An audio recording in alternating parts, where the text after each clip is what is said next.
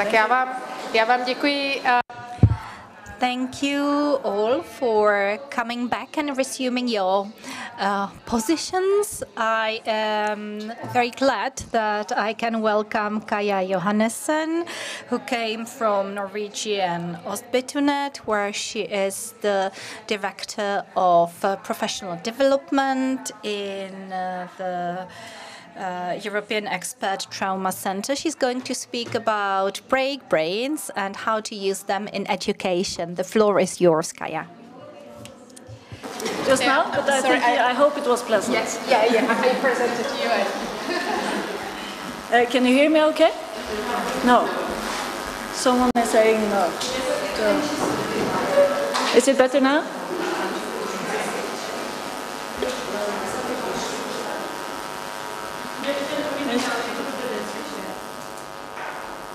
Testing, testing.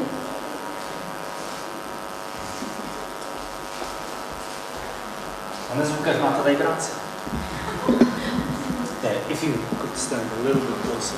Okay, is it better now? Can you hear me better now? Okay. Yeah, then we're okay. Yes. Thank you for the invitation. I've been asked to come here and talk to you about something called brain breaks, which is a very useful tool to have in your classroom toolkit. And we'll go through the concept of brain breaks today. We'll be talking about why brain breaks are helpful, but also how to use them to make it most efficient in the classroom. So the first thing that we're actually going to do is to have a brain break. Because just before this break, we've had 90 minutes of teaching. And I don't know about you guys, but at the end of those 90 minutes, I had troubles focusing and concentrating. Does anyone else recognize that? Yeah.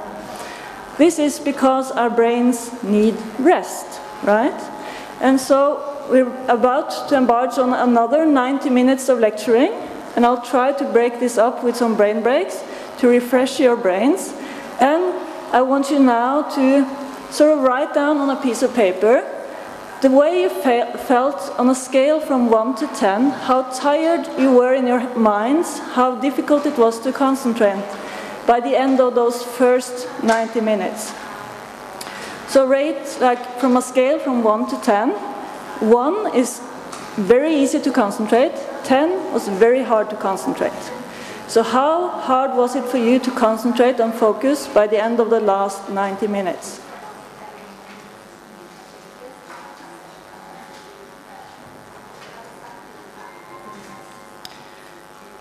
And I will present for 45 minutes now, and my colleague Jessica Pfeiffer will present for another 45 minutes, and then I would like you to rate again for yourself. How difficult was it to concentrate after those 90 minutes? And maybe you have experienced the effects of brain breaks, because brain break is one tool to help us concentrate, but it also has some other benefits. But before I dive into the why brain breaks are helpful, I want us to actually do some brain breaks.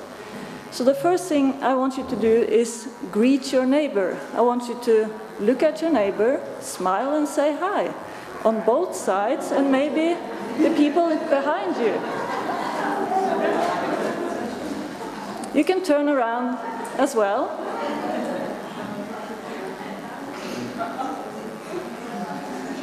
When we do this, we do something relational. Creating relations reduces the stress hormones in our body, and it helps us stay focused. The other brain break I want us to do before I start talking is something I call clap on top. I will be tossing this set of keys into the air, and your task is to follow this set of keys. And when you think they are at the top, before they fall down again, I want you to clap. Okay? So pay attention. Everyone ready?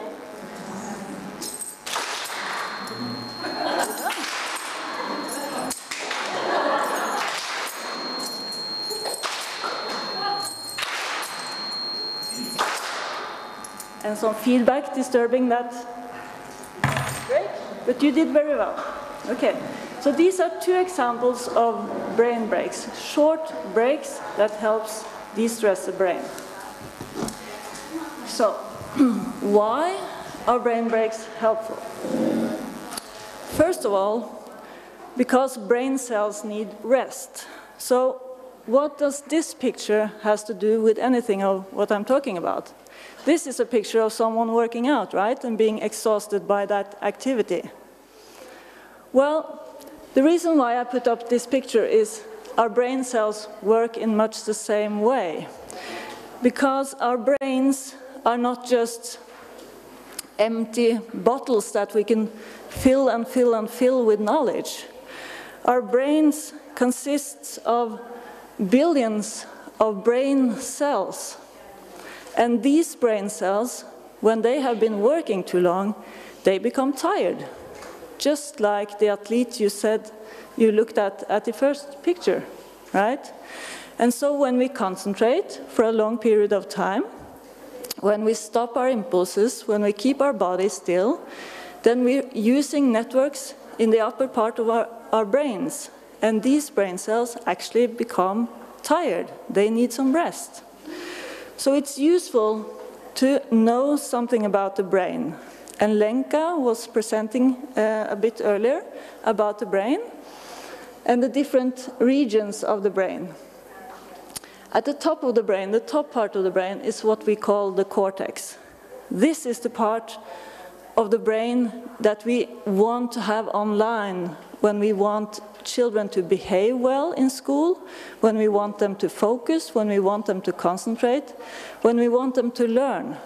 Then we want them to have access to networks in the cortex.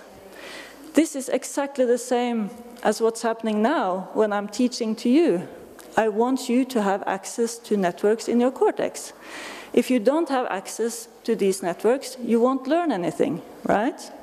And so what happened to me in the previous session, when we were getting down to 70, 80, 90 minutes, I started dissociating. I started mind-wandering and going into myself because my brain had started overloading and I had less access to my cortex, right?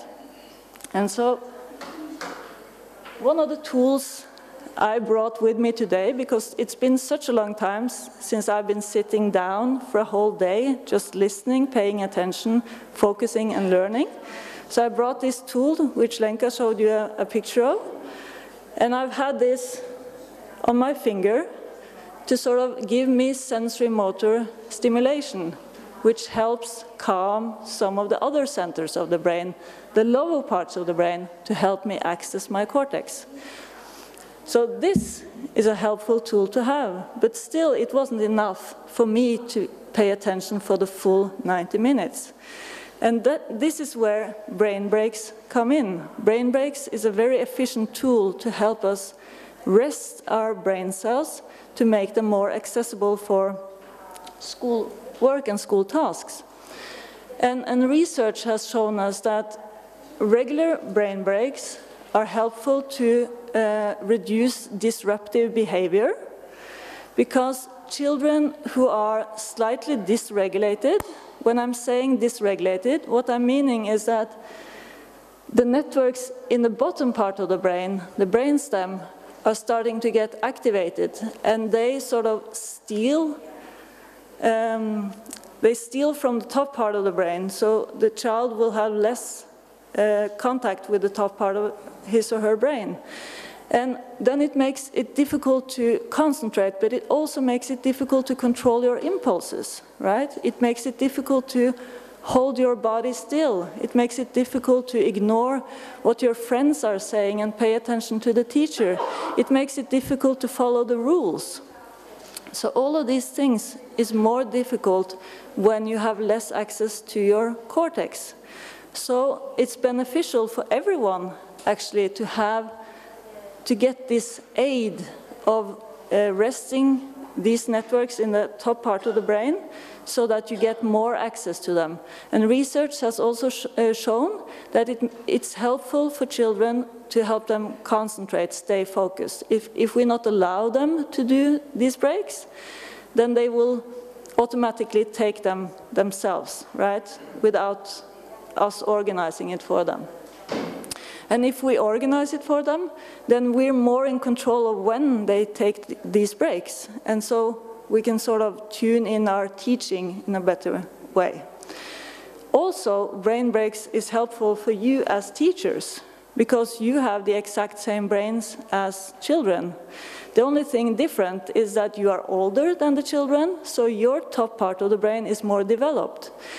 This means that it's easier for you to suppress the need of moving, to suppress the need of mind wandering, trying to force your mind to focus, force your body to sit still. But for small children, this is very difficult because their impulses are stronger and their cortex is weaker because it's less developed. So they need these breaks even more than adults do. But adults will also need them as well. And when Lenka previously was talking about how to prepare children, how to tell them about expectations, how to help them train, how to sort of understand where they are, we need a lot of reflection to be able to do that, right? And to be able to do that, we need access to our cortex. And if we get these breaks, we also have more access to our own cortex and more access to our ability to reflect on the needs of the children. So brain breaks are helpful for everyone, for all children, but also for adults. It provides our brains with rest. It increases student attentiveness. It increases on-task activity. It aids reading comprehension and the ability to make sense of new content, and it reduces student misbehavior. So it's actually a great tool for a whole range of things. The other reason why brain breaks are helpful is because of trauma, adverse experiences, and persistent stress. Because what happens when you have trauma and persistent stress is that it increases the need for breaks. Trauma and persistent stress increases activity in the brainstem, which makes access to the cortex even harder.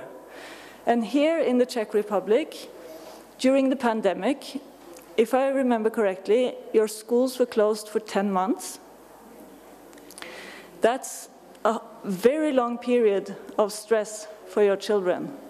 And when they got back to school, there is a big chance that their stress response system was what we call sensitized, that their tolerance for stress was lower when they returned back to school than when they originally were in schools.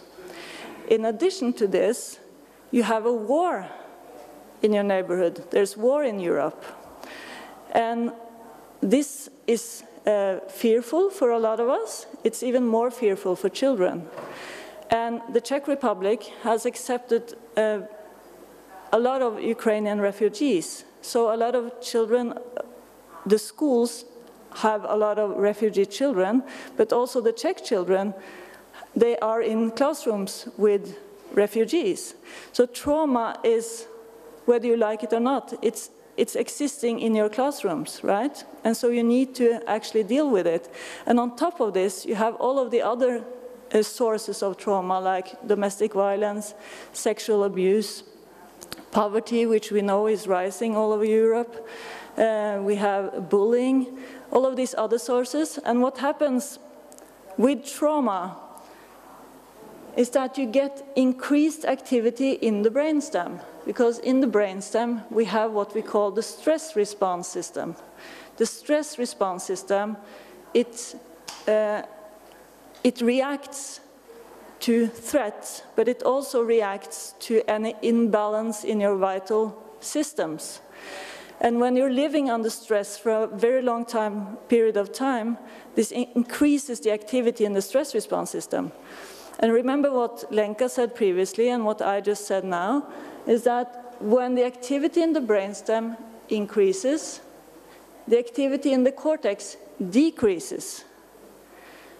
And cortex is the area that you need access to if children are supposed to learn and not misbehave, pay attention, control their impulses, right? And so this even increases the need for breaks.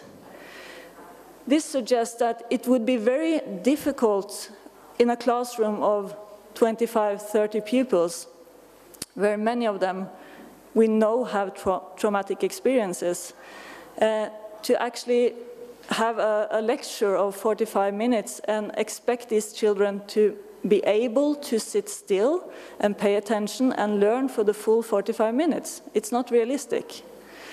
And one or two things will happen. Either you will get disruptive behavior because the child is not able to control their impulses anymore, or you will have children dissociating, just focusing inwards instead and not paying attention to what you're saying. So this is the second cause, the reason why brain breaks is a handy tool to have in your toolbox. But there's another reason, actually, and this is called the spacing effect. The spacing effect was actually discovered as early as 1885 by a researcher called Ebbinghaus. And since then, it's been replicated, and there's published more than 200 research papers about the spacing effect. And what the spacing effect tells us is that learning is more efficient if you get a dose of content to digest and you get rest. And then you get another dose of content and then you get rest. And this has to do with how our memory is built up. We have different stages of our memory. We have the working memory, the short-term memory, and the long-term memory. And the working memory and the short-term memory, they only have space for a little amount of content before that space is filled, right? And then we need that content to be transferred to the long-term memory. But in order to do that, we need a break from new content, because when that process is going on, we're not able to process any new content. So if we provide our students with content that we want them to learn, and then breaks, then we allow for that process to happen and make it easier for them to actually access and learn the content we're trying to give them. So there's many reasons why brain breaks are helpful. So in my opinion, brain breaks is a great tool to have in your teacher toolbox. They will support a calmer classroom environment, and they will aid your students' learning process. Okay, and so now we're moving into the how do we work with brain breaks. But before we do that, I want us to do another brain break. Now I want you to stand up. And you need to have your arms free, or be able to move them like in this height. I'm going to play a video for you, and you're just meant to follow the instructions on the video.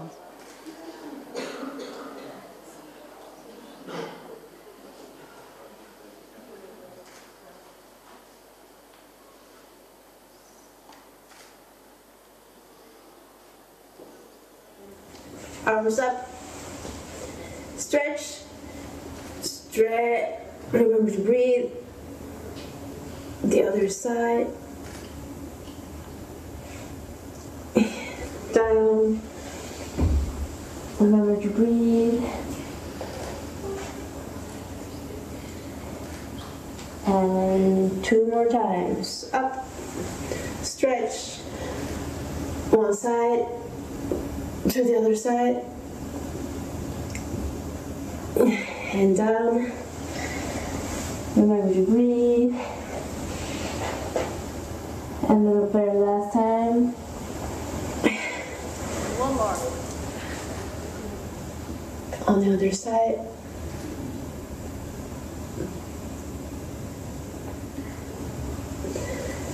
And then down. And roll up. Raise your arms to the side. We're not doing the next one. How did it feel? Was it nice? Yeah. Actually, I want you to stand up once more. We're doing another one. Now I want you to point into the air.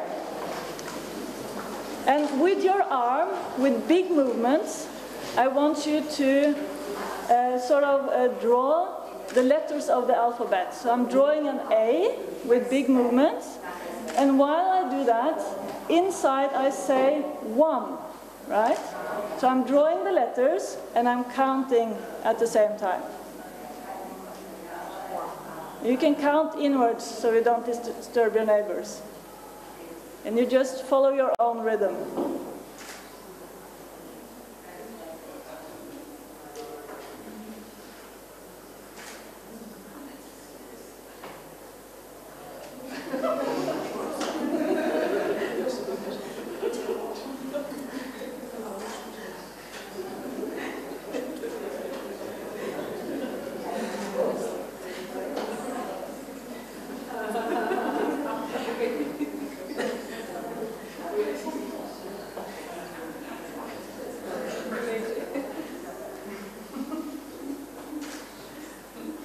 Okay, you can sit down now.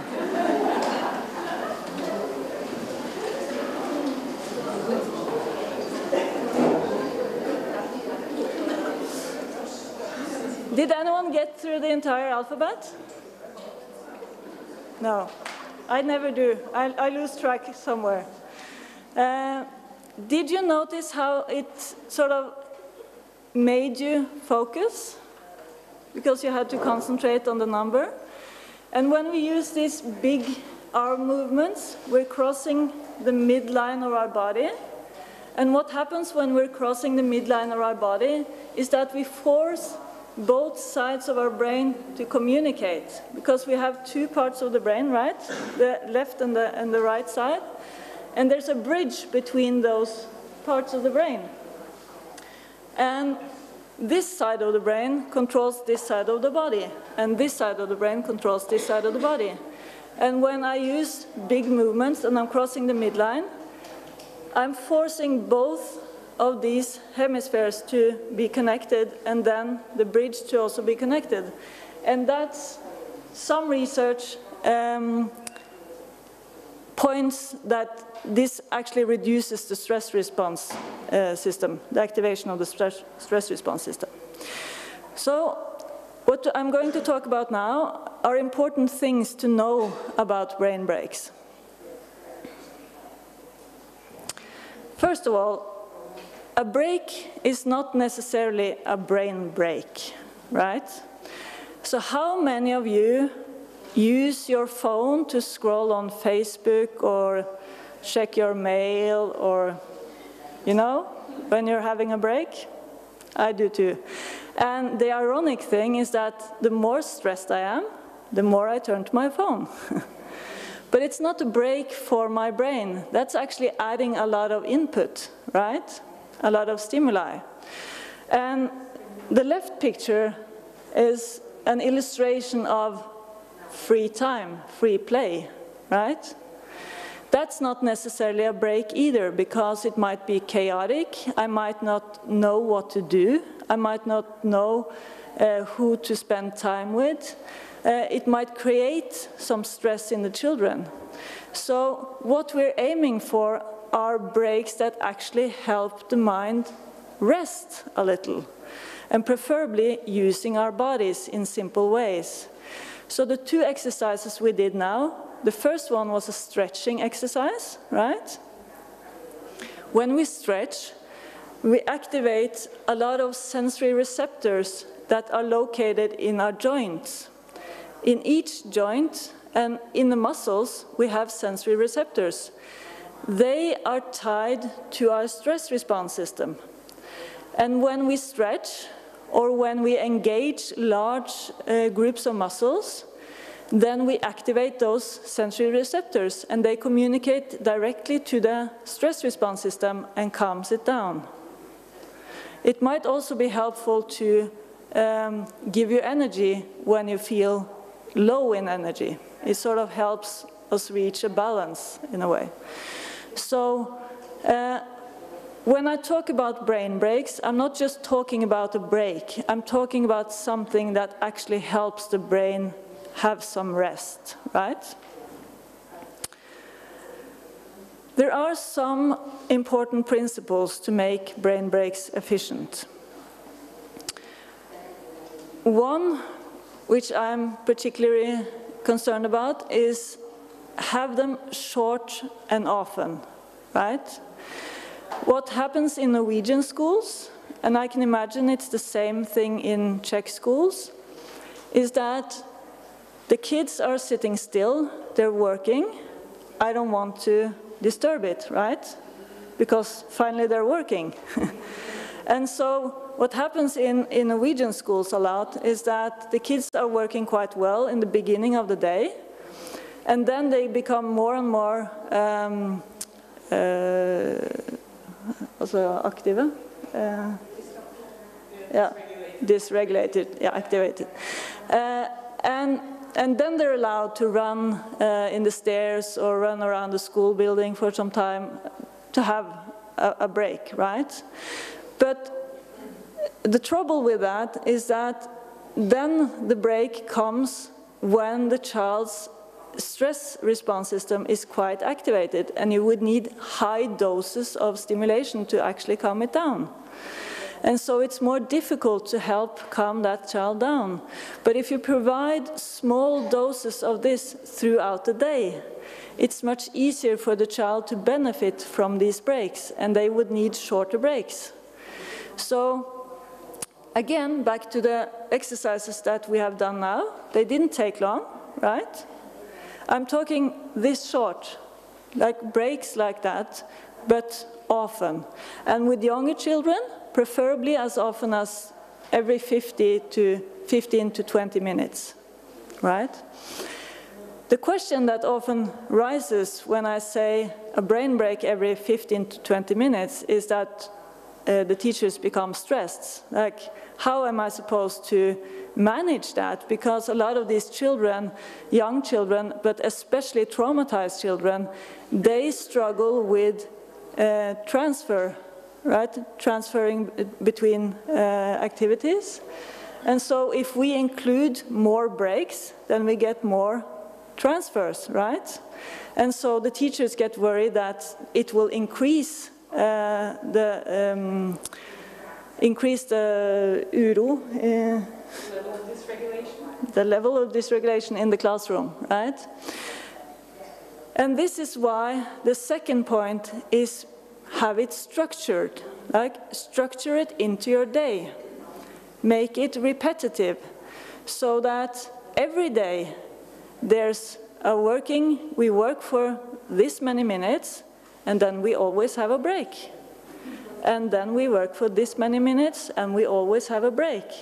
It's not like this week we work for an hour, and then we have a break, and then we work for 15 minutes, and then we have a break. Like every day of the week, every week, we have the same daily structure.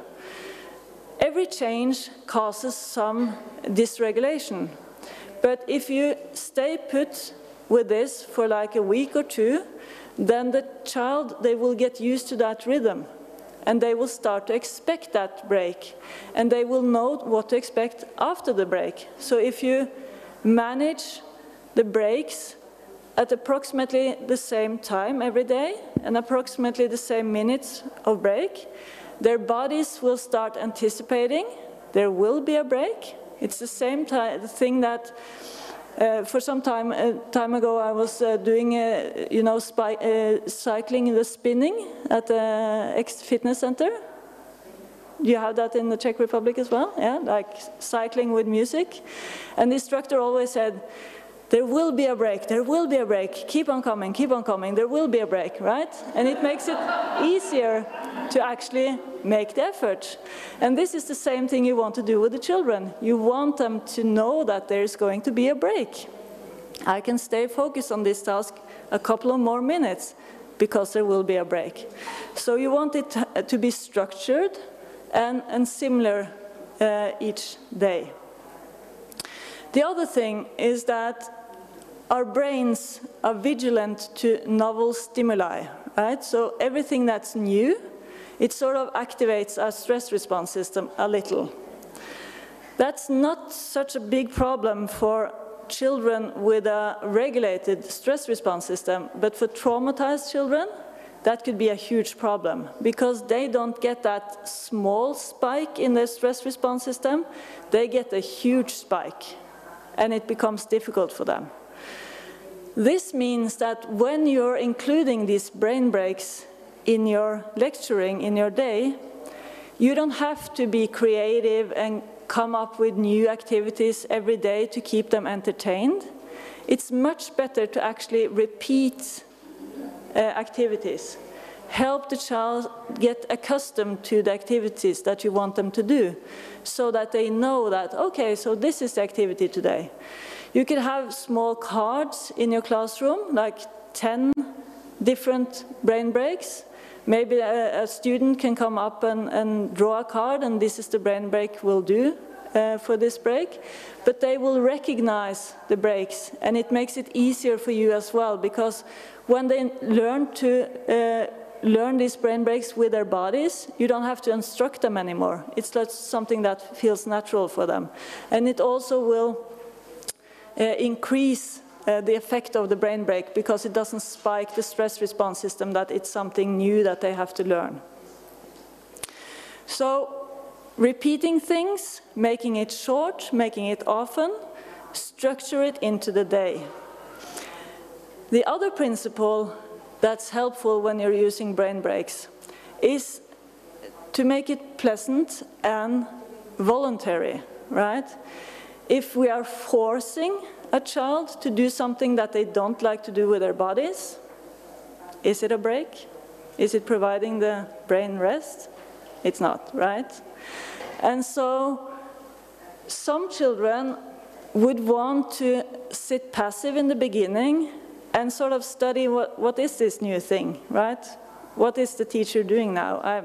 I don't understand. I don't know if I want to participate in this. I'm not sure if I'm able to actually do it. So they want to sit passive in the beginning and just watch the activity. In my opinion, that's okay, right? It provides them with control over the situation, and they will, when the rest of the children engage in the activities, they will follow in their own tempo, right? And so, pleasant and voluntary.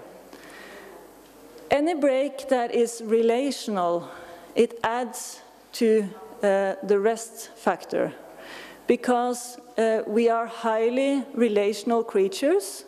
As humans, we are built with an apparatus sensing the people around us. So when we connect with others, it increases stress-reducing hormones. And so the little brain break that we did in the beginning, when you turn to your neighbor and greeted your neighbor, that's a relational brain break, right? And I don't know about you, but from my viewpoint, the level of energy, the smiles in the room increased, and you seemed happier. You seemed like it was a rest for you. When I tossed the set of keys in the air, that's also a relational brain break, because you have to pay attention to what I'm doing and try to sort of focus on how high am I tossing now, and it also becomes relational because you end up clapping in the same rhythm, right? And so any brain break that is relational has an added component of making that brain break something to rest the brain. Rhythmic is also helpful. Rhythmic talks about two things. Rhythmic could be how you build that rhythm into the daily structure, like providing the breaks with regularity, like they always come after 15 minutes or after 20 minutes. This is the rhythm of our day.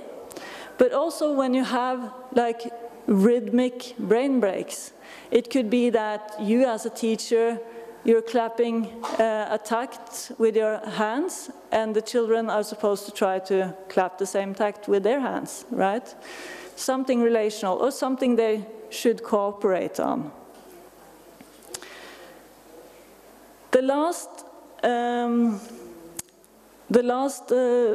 thing is, from our experience in clinic or in schools, is that I think it's important to be mindful about brain breaks not being too complicated. If they are too complicated, they don't provide the rest for the brain that you actually want to do.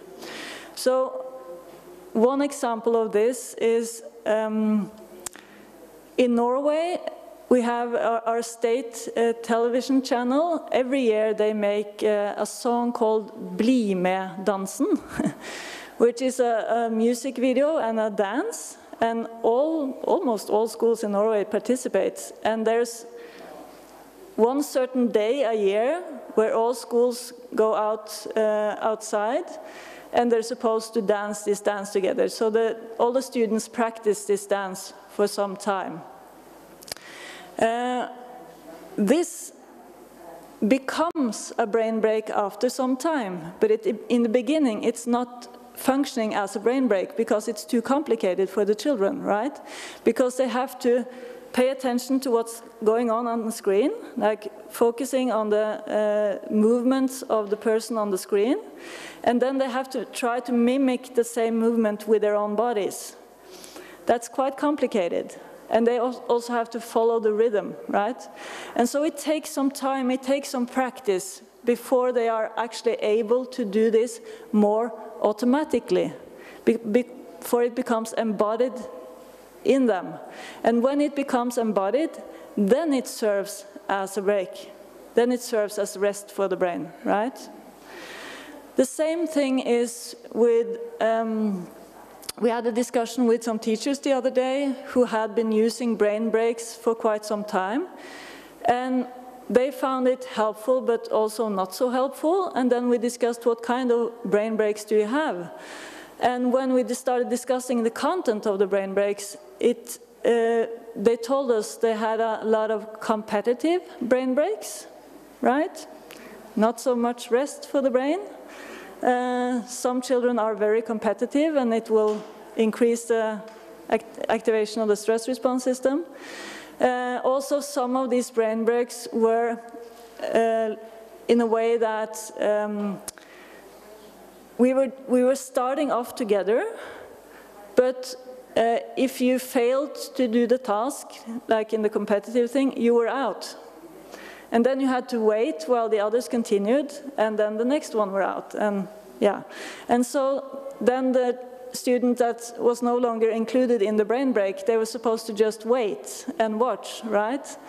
And feeling of not mastering the task and trying to find a way to keep your body still and wait for this brain break to finish, that's actually drawing on the same resources that we want to rest, right? It's drawing on resources from the cortex. So competitive brain breaks that really forces you to use networks in the cortex, or brain breaks that are too complicated, are not so useful in what we're trying to achieve with the brain breaks, right?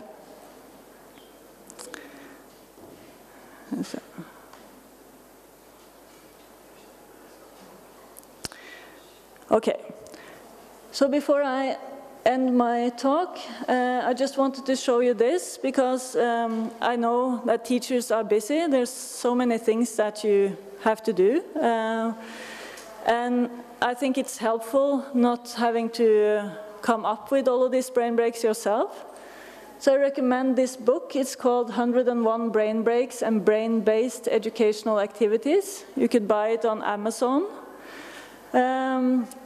It's divided into different sections of calming brain breaks or focusing brain breaks.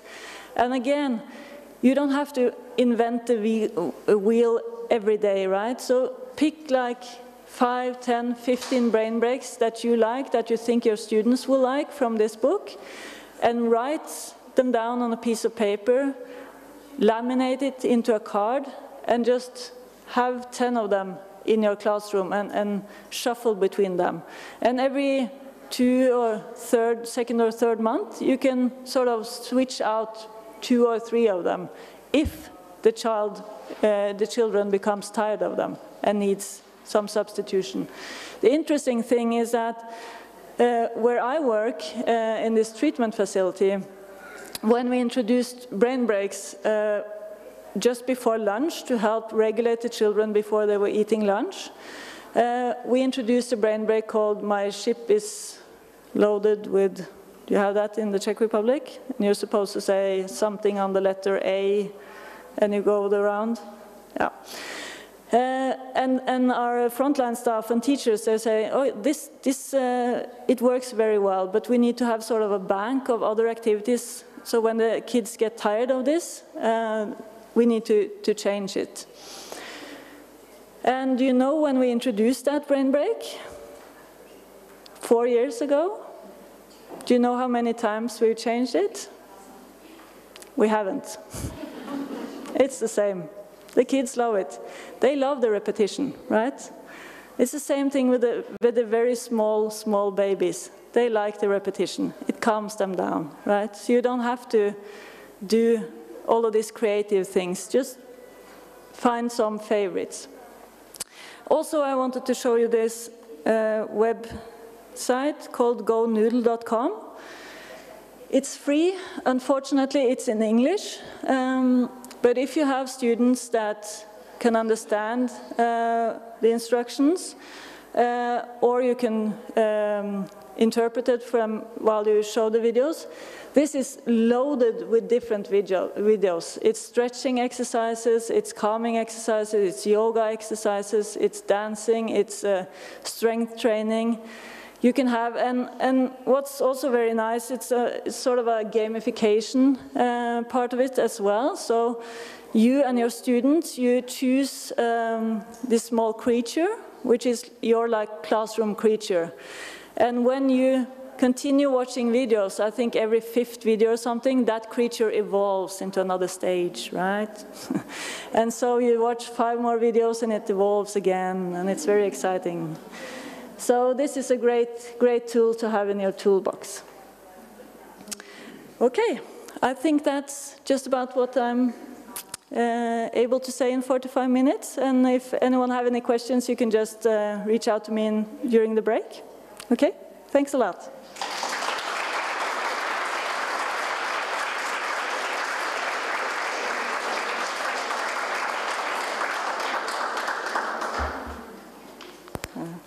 Sorry. We don't have the second microphone, so sorry.